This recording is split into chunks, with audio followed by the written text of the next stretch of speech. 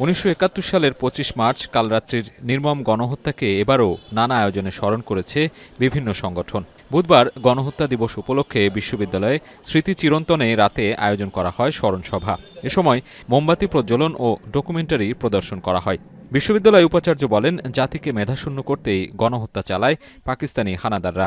মেধাশূন্য করার জন্য, বাংলাদেশের জনগণকে শেষ করার জন্য, সেই পূর্ব পাকিস্তানের কে ধ্বংস করার জন্য তারা ঢাকা বিশ্ববিদ্যালয়ে তারা প্রথমে আঘাত হানে। তাদের স্মৃতির প্রতি আমরা শ্রদ্ধা নিবেদন করে এদিকে সন্ধ্যায় ঢাকা বিশ্ববিদ্যালয়ের জগন্নাথ হলের স্মৃতিস্তম্ভে ফুল দিয়ে শ্রদ্ধা ও মোমবাতি প্রজ্বলন করেন হলটির অ্যালামনাই অ্যাসোসিয়েশন। এই বাংলাদেশি জাতীয়তাবাদ যতদিন থাকবে ততদিন তারা এই 71-এর 25শে মার্চকে লালন করে স্বাধীনতার চেতনা নিয়ে অগ্রসর হবে এবং এটাই আমাদের দৃঢ় প্রত্যয় এই বাংলাদেশকে একটি সুষ্ঠু, একটি মঙ্গলজনক, জনগণ সাধারণের একটি গণতান্ত্রিক প্রক্রিয়ার মাধ্যমে অগ্রসর হবে, এটাই আমাদের কামনা।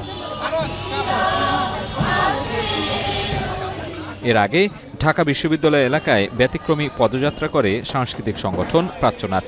লাল কালো পোশাকের আবহে ব্যতিক্রমী এই লাল যাত্রায় অংশ নেয় নাট্যকর্মী ছাড়াও সাধারণ মানুষ।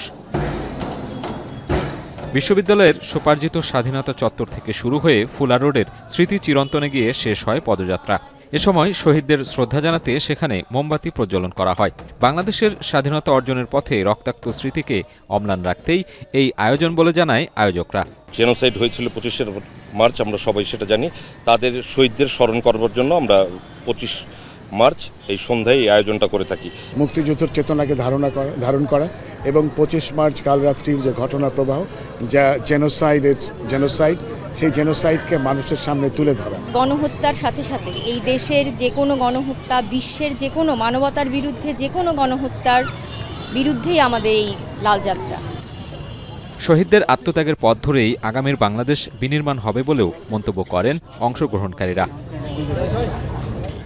সাজিদ আরাফাত, এখন, ঢাকা।